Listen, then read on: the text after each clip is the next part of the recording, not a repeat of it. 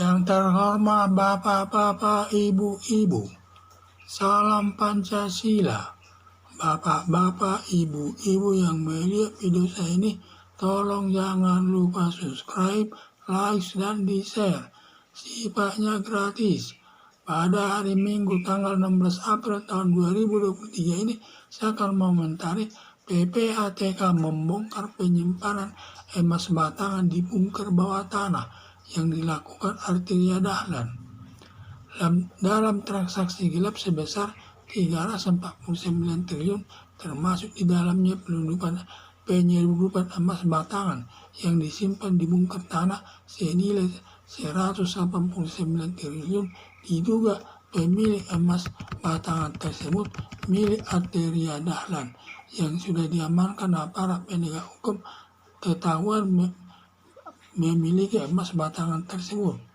Seorang anggota DPR bertanya penyelundupan emas batangan tersebut, tetapi Mahfud MD tidak mau menyebutkannya.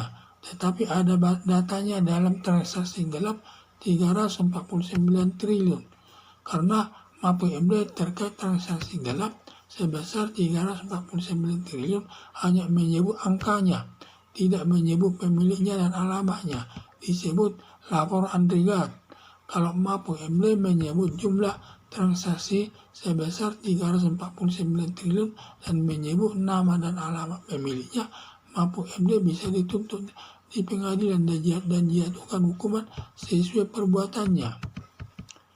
Biarlah nanti aparat penegak hukum mencarinya sesuai aturan hukum, memprosesnya sampai ke pengadilan dan dijatuhkan hakim hukumannya sesuai perbuatannya. Diduga Direktorat Bea Cukai tersangkut dengan emas batangan tersebut pada waktu penyelundupan emas batangan tersebut, dan sekarang pimpinan Direktorat Bea Cukai Kementerian Keuangan sudah diproses hukumnya.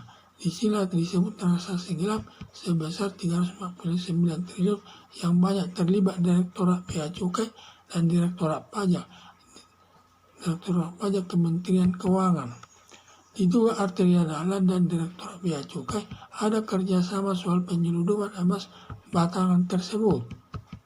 Harapan saya KPK menangkap Arteria Dahlan dan diproses sesuai hukum yang berlaku serta merampas barang bukti berupa emas batangan senilai 189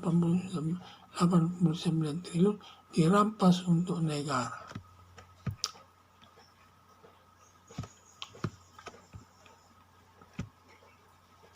Di dalam transaksi gelap sebesar 349 triliun, termasuk di dalamnya penyelundupan emas batangan yang disimpan di bunker bawah tanah senilai 189 triliun.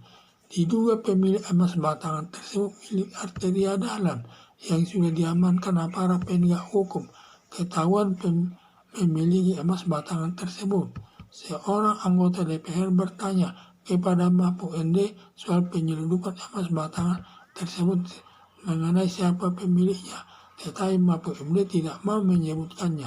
Tetapi ada datanya dalam transaksi gelap sebesar 349 triliun tersebut. Karena Mahfud MD terkait transaksi gelap sebesar 349 triliun hanya menyebut angkanya, tidak menyebut pemiliknya dan alamatnya. Disebut laporan Andrigat. Kalau Mahfud MD menyebut jumlah transaksi sebesar 349 triliun dan menyebut namanya dan alamat pemiliknya, Mahfud MD bisa dituntut di pengadilan dan dijatuhkan hukuman sesuai perbuatannya. Biarlah nanti aparat penegak hukum mencarinya sesuai aturan hukum, memprosesnya sampai ke pengadilan dan dijatuhkan hakim hukumannya sesuai perbuatannya. Diduga Direktorat Bea Cukai tersangkut dengan emas batangan tersebut pada waktu penyelundupan emas batangan tersebut, dan sekarang pimpinan Direktorat Bea Cukai Kementerian Keuangan sudah diproses hukumnya. Disinilah disebut transaksi gelap sebesar 349 triliun yang banyak terlibat Direktorat Bea Cukai dan Direktorat Pajak Kementerian Keuangan. Diduga Arteria Dahlan dan Direktorat Bea Cukai ada kerjasama soal penyelundupan emas batangan tersebut. Harapan saya KPK menangkap Arteria Dahlan dan diproses sesuai hukum yang berlaku, serta merampas 189 triliun yang dirampas untuk negara. Sekian dan terima kasih.